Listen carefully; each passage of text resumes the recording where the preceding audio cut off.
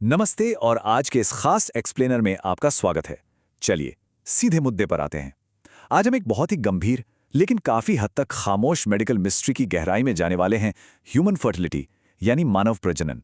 आज के इस मॉडर्न और सुपर फास्ट युग में एक ऐसा क्राइसिस पनप रहा है जिसने दुनिया भर के साइंटिस्ट और डॉक्टर्स की नींद उड़ा दी है। तो आखिर चक्कर क्या है? आइए इस पूरी पहेली को साइंटिफिक नजरिए से डिकोड करते हैं और समझते हैं कि इसके पीछे असली कारण क्या है। अब जरा इस चौंकाने वाले डेमोग्राफिक शिफ्ट को समझिए। हिस्टोरिकली इनफर्टिलिटी या बांझपन को मुख्य रूप से 35-40 की उम्र के बाद की समस्या माना जाता था, राइट? लेकिन आज ये खिसक कर 25 से 30 साल के यंग कपल्स तक आ गई है, मतलब बिल्कुल अर्ली एज में। और सच कहूं तो ये बदलाव रातों रात नहीं हुआ है। इसके पीछे बहुत गहरे बायोलॉजिकल और एनवायरनमेंटल फैक्टर्स हैं, जिन्हें समझना अब हमारे लिए लिटरली एक मेडिकल मजबूरी बन गया है। तो चलिए सबसे पहले बात करते हैं बायोलॉजिकल कारणों की और शुरुआत करते हैं फीमेल फैक्टर्स से।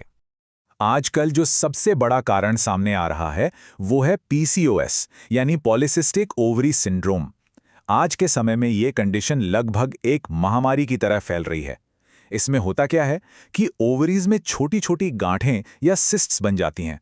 अब ये सिर्फ एक छोटा सा फिजिकल बदलाव नहीं है, बल्कि ये शरीर में एक ऐसा हार्मोनल तूफान खड़ा कर देता है जो नेचुरल रिप्रोडक्टिव साइकिल के लिए एक बहुत बड़ी दीवार बन जाता है। इस इम्बैलेंस की वजह से एग्स समय पर रिलीज ही नहीं हो पाते, और जाहिर है प्रेगनेंसी के लिए ये सबसे पहली और जरूरी शर्त है। इसके अलावा मेडिकल साइंस के आंकड़े एक और कड़वी सच्चाई बताते हैं। 30 से 32 साल की उम्र के बाद अंडों की क्वालिटी और उनकी मात्रा में बहुत तेजी से गिरावट आने लगती है। अब आज की लाइफस्टाइल देखिए, हम सभी करियर सेट करने और लाइफ में स्टेबिलिटी चाहने में लगे रहते हैं, जिसकी वजह से प्रेगनेंसी प्लान करने में देरी होना बहुत आम बात हो गई है। लेकिन प्रॉब्लम यह है कि ये बायोलॉजिकल क्लॉक किसी का इंतजार नहीं करती। उम्र का ये फैक्टर आज की मॉडर्न लाइफस्टाइल के साथ मिलकर वाकई एक बहुत बड़ा कारण बन चुका है। हार्मोन्स और उम्र के अलावा कुछ फिजिकल रुकावटें भी होती हैं, जैसे कि फलोपियन ट्यूब्स का ब्लॉक हो जाना। कई बार शरीर में हुए किसी पुराने इन्फेक्शन या फिर टीबी जैसी बीमारी के कारण ये नाजुक ट्यूब्स पूरी तरह से ब्लॉक हो सकती हैं। सोचिए, जब रास्ता ही बंद हो तो स्पर्म और एग का मिलन होना फिजिकली इम्पॉसिबल हो जाता है। ये एक ऐसी साइलेंट प्रॉब्लम है जिसका पता अक्सर तब चलता है जब फाइनली कोई मेडिकल जांच कराई जाती है। अब सिक्के के दूसरे पहलू की तरफ चलते हैं और बायोलॉजिकल कारणों में मेल फैक्टर्स यानी पुरुषों से जुड़ी समस्याओं को देखते हैं। इस मामले में जो मुख्य अपराधी हैं वे सीधे तौर पर स्पर्म की हेल्थ और हार्मोन्स से जुड़े हैं। लो स्पर्म काउंट और खराब मोटिलिटी यानी स्पर्म का सही से तैर ना पाना सबसे कॉमन इश्यूज हैं। जाहिर है फर्टिलाइजेशन के लिए मोटिलिटी बहुत जरूरी है। इसके साथ ही टेस्टोस्टेरोन हार्मोन के लेवल में आ रही भारी गिरावट भी एक बहुत बड़ी चिंता का विषय है। और जानते हैं इसका सीधा कनेक्शन किससे है? आज के समय में तेजी से बढ़ते मोटापे और स्ट्रेस से। हमारी रोजमर्रा की कुछ साधारण सी आदतें भी बायोलॉजिकल प्रोसेस में कितना दखल दे सकती हैं, ये वाकई हैरान करने वाला है। जैसे कि द हीट ट्रैप। हम में से बहुत से लोगों की आदत होती है लैपटॉप को सीधे अपनी गोद यानी लैप पर रखकर काम करने की, राइट? लेकिन ये एक्स्ट्रा गर्मी टेस्टिकल्स के टेम्परेचर को बढ़ा देती है और स्पर्म को सीधे तौर पर डैमेज करती है। ऊपर से हमारे मोबाइल फोन्स का रेडिएशन, ये एक ऐसा अदृश्य दुश्मन है जिसे हमारे मॉडर्न वर्क कल्चर ने खुद हमारी जिंदगी में इनवाइट किया है। अब बात करते हैं एक और बड़े विलन की, लाइफस्टाइल टॉक्सिन्स यानी हमारा रोजमर्रा का वातावरण। अगर हम अपने आसपास के लाइफस्टाइल टॉक्सिन्स पर नजर डालें तो 4 बड़ी चीजें सामने आती हैं। अत्यधिक मेंटल स्ट्रेस, जंक फूड से बढ़ता मोटापा, स्मोकिंग या वेपिंग जैसी नशे की लत, और हाँ, नींद की भारी कमी। ये चारों चीजें मिलकर एक ऐसा खतरनाक टॉक्सिक चक्र बनाती हैं जो हमारे नेचुरल हार्मोन साइकिल्स को बुरी तरह बिगाड़ देता है।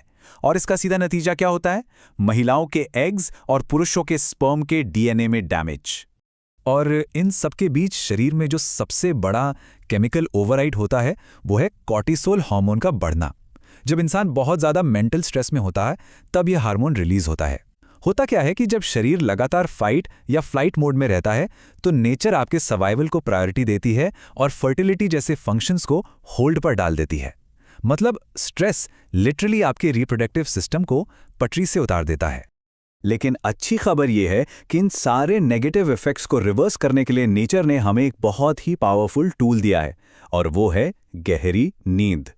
हमारे शरीर को अपने सिस्टम को रीसेट करने के लिए हर रात कम से कम 7 से 8 घंटे की एकदम गहरी बिना किसी डिस्टर्बेंस वाली नींद की सख्त ज़रूरत होती है।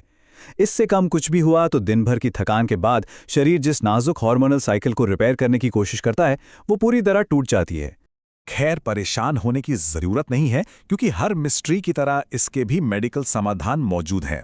आइए देखते हैं कि पेरेंटहुड की तरफ जाने वाला सही रास्ता क्या है। एक्सपर्ट्स का मेडिकल प्रोटोकॉल इस मामले में बिल्कुल क्लियर है। सबसे पहला और अहम कदम है सही समय पर प्लानिंग करना, आइडियली 30 से 35 की उम्र से पहले। अगर 1 साल ट्राई करने के बाद भी सक्सेस न मिले तो बिना झिझक सीमेन एनालिसिस और AMH जैसे टेस्ट करवाएं। इसके अलावा डाइट बहुत मैटर करती है। अपनी डाइट में अखरोट, हरी सब्जियां, खट्टे फल और बीज शामिल करें और रोज कम से कम 30 से 45 मिनट का वर्कआउट या योग जरूर करें। और अगर फिर भी नेचुरल तरीके काम ना आएं तो आज हमारे पास IUI और IVF जैसी शानदार एडवांस मेडिकल टेक्नोलॉजी मौजूद हैं जो इस सपने को साकार करने में पूरी तरह से कैपेबल हैं। तो इस पूरे एक्सप्लेनर के अंत में एक बहुत ही गहरी बात सोचने वाली है।